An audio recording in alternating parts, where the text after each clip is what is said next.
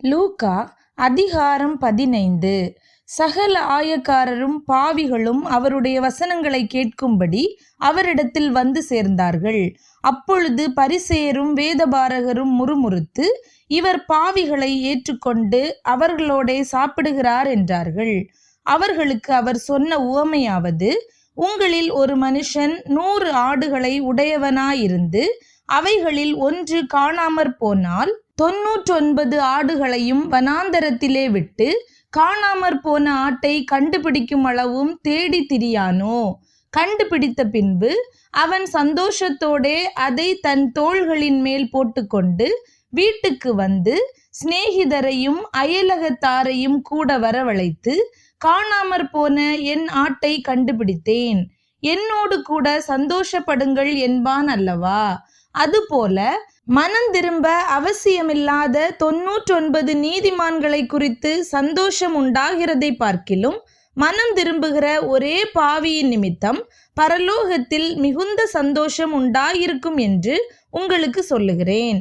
அன்றியும் ஒரு ஸ்திரீ 10 வெள்ளிக்காசை உடையவளாயிருந்து அதில் ஒரு வெள்ளிக்காசு காணாமற் போனால் விளக்கை கொளுத்தி வீட்டை பெருக்கி அதை கண்டுபிடிக்கிற வரைக்கும் ஜாக்கிரதையாய் தேடாமல் இருப்பாளோ? கண்டுபிடித்த பின்பு தன் சிநேகிதிகளையும் அயல் வீட்டுக்காரிகளையும் கூட வரவழைத்து, காணாமற் போன வெள்ளிக்காசை கண்டுபிடித்தேன், என்னோடு கூட சந்தோஷப்படுங்கள் என்பாள் அல்லவா? அதுபோல மனம் திரும்புகிற ஒரே பாவியின் நிமித்தம் தேவனுடைய தூதருக்கு முன்பாக சந்தோஷம் உண்டாயிருக்கிறது என்று உங்களுக்கு சொல்லுகிறேன் என்றார். பின்னும் அவர் சொன்னது, ஒரு மனுஷனுக்கு 2 குமாரர் இருந்தார்கள். அவர்களில் இளையவன் தகப்பனை நோக்கி, தகப்பனே, ஆஸ்தியில் எனக்கு வரும் பங்கை எனக்கு தர வேண்டும் என்றான். அந்தபடி அவன் அவர்களுக்கு தன் ஆஸ்தியை பங்கிட்டு கொடுத்தான். சில நாளைக்கு பின்பு இளைய மகன் எல்லாவற்றையும் சேர்த்து கொண்டு தூர தேசத்துக்கு புறப்பட்டு போய் அங்கே துன்மார்க்கமாய் ஜீவனம் பண்ணி தன் ஆஸ்தியை அழித்து போட்டான். எல்லாவற்றையும் அவன் செலவழித்த பின்பு அந்த தேசத்திலே கொடிய பஞ்சம் உண்டாயிற்று. அப்பொழுது அவன் குறைவுபடத் தொடங்கி அந்த தேசத்து குடிகளில் ஒருவனிடத்தில் போய் ஒட்டி கொண்டான். அந்த குடியானவன் அவனை தன் வயல்களில் பன்றிகளை மேய்க்கும்படி அனுப்பினான்.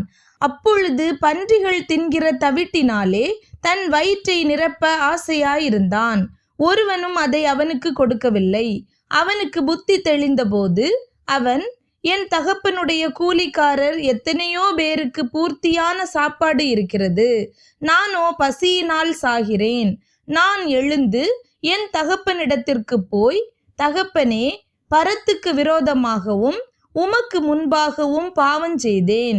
இனிமேல் உம்முடைய குமாரன் என்று சொல்லப்படுவதற்கு நான் பாத்திரன் அல்ல. உம்முடைய கூலிக்காரரில் ஒருவனாக என்னை வைத்து கொள்ளும் என்பேன் என்று சொல்லி எழுந்து புறப்பட்டு தன் தகப்பனிடத்தில் வந்தான். அவன் தூரத்தில் வரும்போதே அவனுடைய தகப்பன் அவனை கண்டு மனதுருகி ஓடி அவன் கழுத்தை கட்டிக்கொண்டு அவனை முத்தஞ்செய்தான். குமாரன் தகப்பனை நோக்கி, தகப்பனே, பரத்துக்கு விரோதமாகவும் உமக்கு முன்பாகவும் பாவம் செய்தேன். இனிமேல் உம்முடைய குமாரன் என்று சொல்லப்படுவதற்கு நான் பாத்திரன் அல்ல என்று சொன்னான். அப்பொழுது தகப்பன் தன் ஊழியக்காரரை நோக்கி, நீங்கள் உயர்ந்த வஸ்திரத்தை கொண்டு வந்து இவனுக்கு உடுத்தி இவன் கைக்கு மோதிரத்தையும் கால்களுக்கு பாதரட்சைகளையும் போடுங்கள். கொழுத்த கன்றை கொண்டு வந்து அடியுங்கள். நாம் புசித்து சந்தோஷமாயிருப்போம். என் குமாரனாகிய இவன் மரித்தான், திரும்பவும் உயிர்த்தான், காணாமற் போனான், திரும்பவும் காணப்பட்டான் என்றான். அப்படியே அவர்கள் சந்தோஷப்பட தொடங்கினார்கள். அவனுடைய மூத்த குமாரன் வயலில் இருந்தான்.